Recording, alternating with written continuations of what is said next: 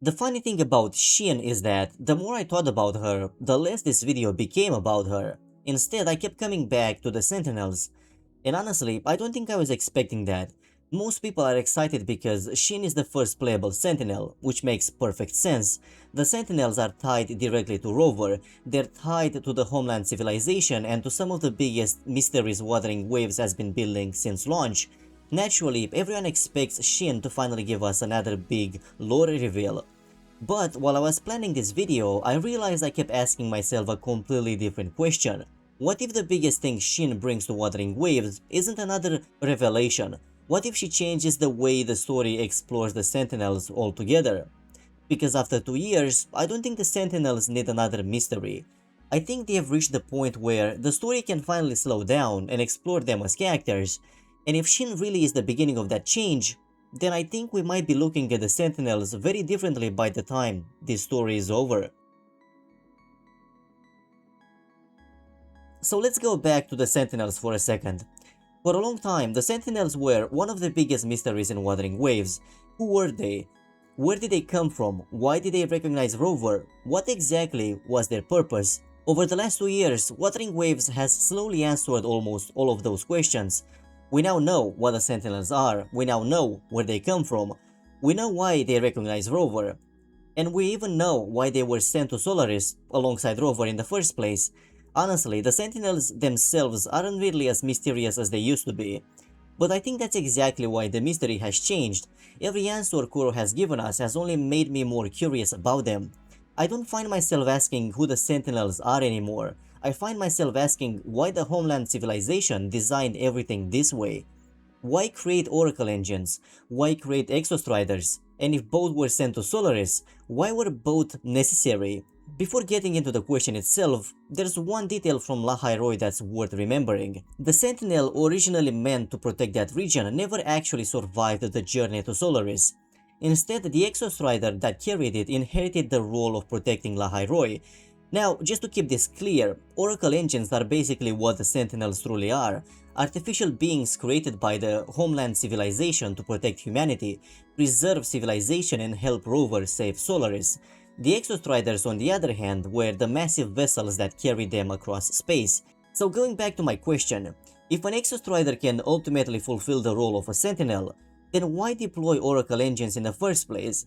That doesn't make the Sentinels feel less important. If anything, it makes them feel even more important.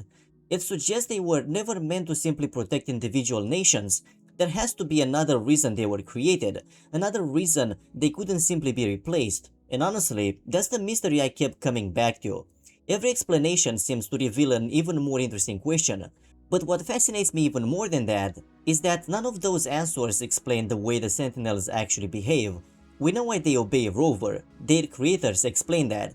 We know why they were sent to Solaris, history explains that.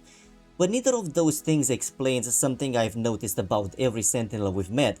They care. They genuinely seem to love this world. They care about the people they've been protecting for centuries. They care about the nations they've watched over. They care about Solaris itself.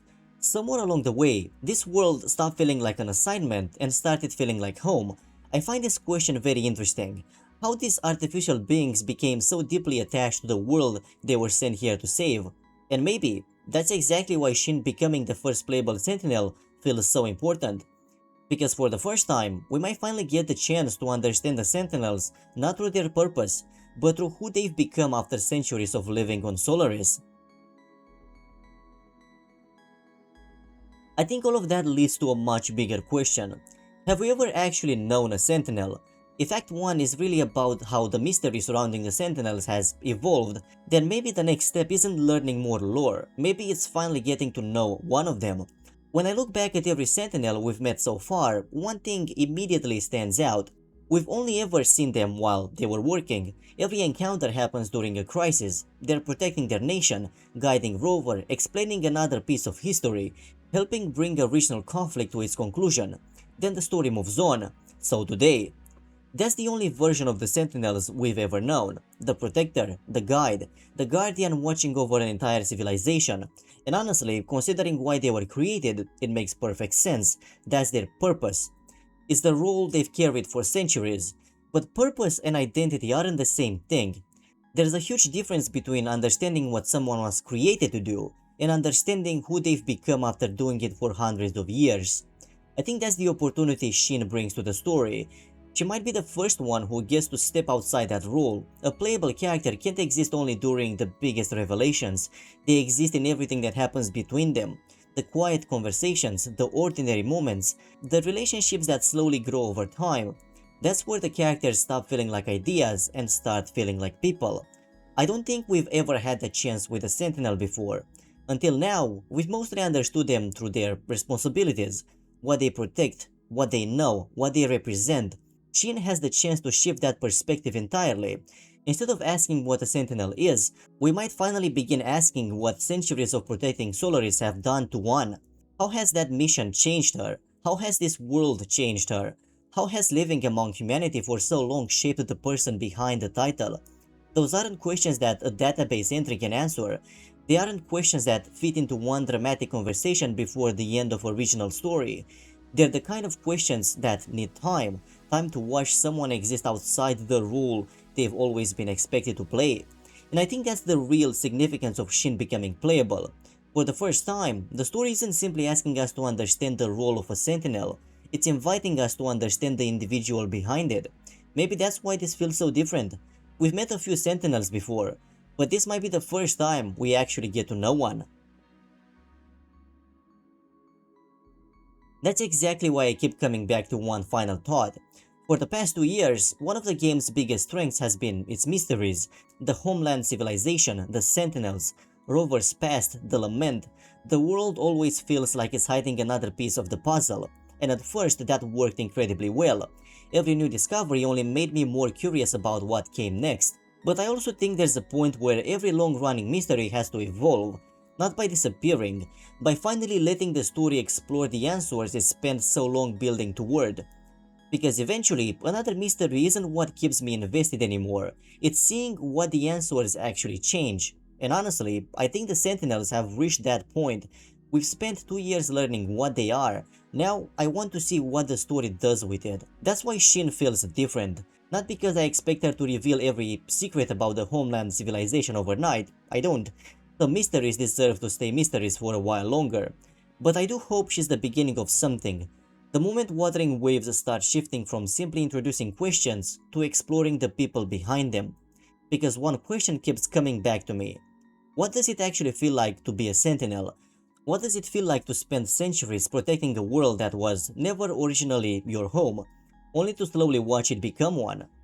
What does it feel like to wait hundreds of years for the return of someone you were created to follow, without ever knowing when that day would finally come?